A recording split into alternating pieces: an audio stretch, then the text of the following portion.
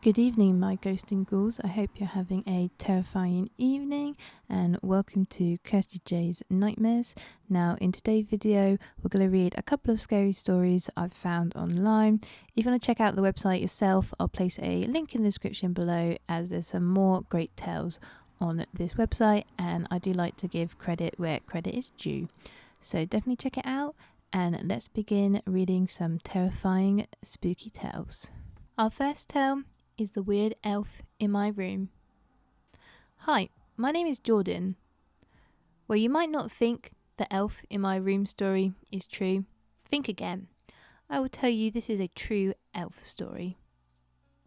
Well, on Saturday night, at midnight in my room, I heard weird laughs in my room, and it came from my closet. It was just getting worse every night. I saw something. I'm not lying. It looked like it was mad, and it had wide eyes, reddish, yellowish eyes, and it had very long, pointy ears. It was very freaky.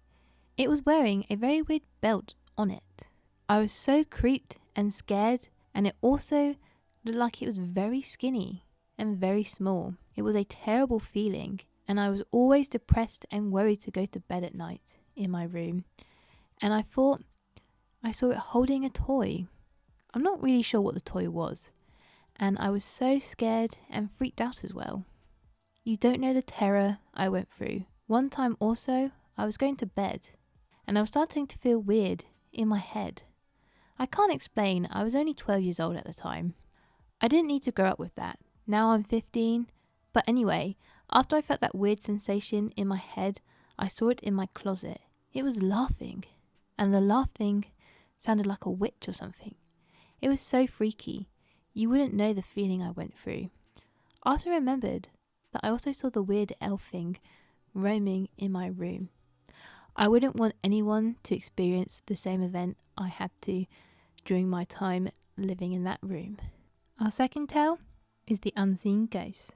My wife and I lived in an old farm in the country from 2000 to 2006. In the living room, there were 4 large crank-out style windows that overlooked the driveway below. We would always hear noises that sounded like car doors opening and closing. The noise was so distinct that it would make us go and look down on the driveway to see if anyone was there, but there was never anyone there. We would also hear footsteps through the house, but nobody else would be there. We told people about this, and of course they didn't believe us, or they said we had an overactive imagination. But my sister-in-law and her kids stayed with us for a few weeks, and the first morning of her stay, she told us how she would hear someone walking down in the hallway, and she came out to talk to whichever one of us it was, but there was nobody in the hall. She said how she would never believe us about the sounds, but now that she had heard it herself, over the 2 weeks, she also heard the car doors a few times. We never felt threatened or scared, so it was all good. But I do believe that house is haunted. By whom? No idea. For what reason? No clue. We moved into town due to the rise of gas prices, and someone else lives there now. And I've been wanting to ask them if they hear the same noises too. And our final tale is The Haunted House in Louisa, Kentucky. This story is very true. My aunt had moved into a house in Louisa, Kentucky. It was beautiful. One summer, I went up there to visit her and my cousins. When I got there, my cousins were in school, so I was helping my aunt clean her living room. Well, she was dusting the TV and the pictures on top of the TV. When we were done, we went into the kitchen to get a snack and a drink. After I had gotten my drink, I followed my aunt back into the living room.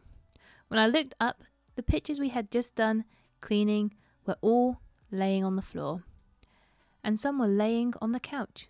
We just looked at each other. They were all laying face down, so we couldn't see the pictures. So we picked them back up and sat down and finished our snack. While we were sitting there, she started telling me stuff that had happened to her while she was living there. She said she had just gotten home from work and her 2 daughters were home, and they were fighting and wrestling, and they had heard their dad yell at them to calm down. So they went into the kitchen to find him, and he wasn't there. They looked around the house to see if they could find him, and they couldn't.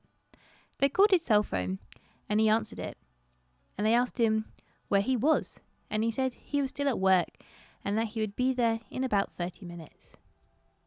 In their backyard, there was a family graveyard, but there was only 5 tombstones, and they were all broken up, so you couldn't see what they said on them.